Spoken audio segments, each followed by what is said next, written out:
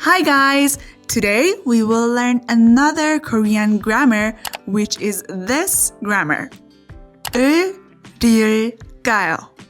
This is a sentence final ending and it can be used in 3 different ways.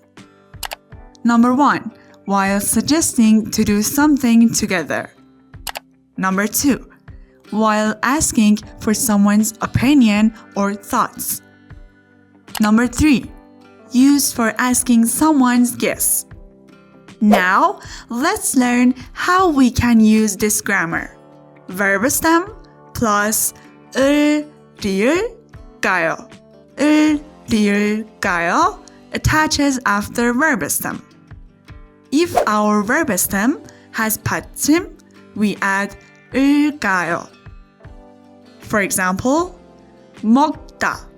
먹다 means to eat. We remove 다. 먹 is verb stem and it has 받침.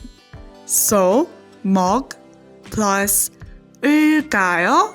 먹을까요?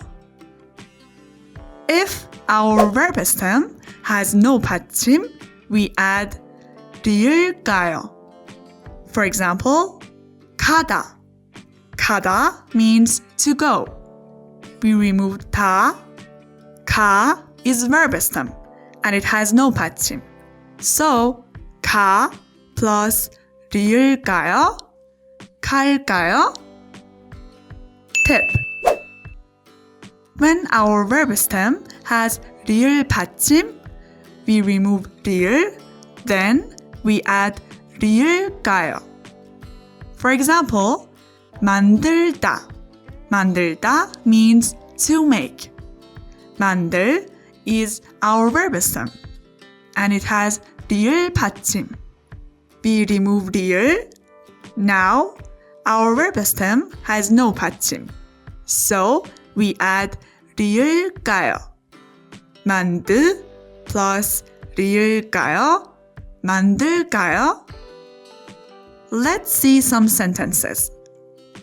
같이 영화 볼까요? Shall we watch a movie together?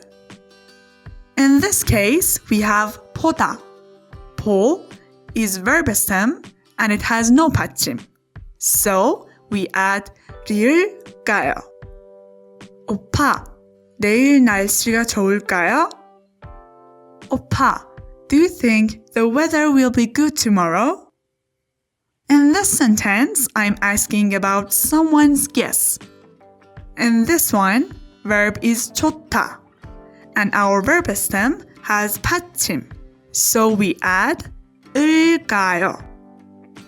And last example, 내일 무엇을 입을까요? What should I wear tomorrow?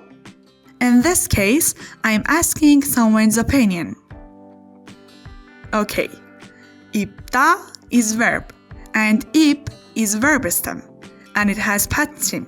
So, we add 을까요. Okay guys, this was today's lesson. Thank you for watching.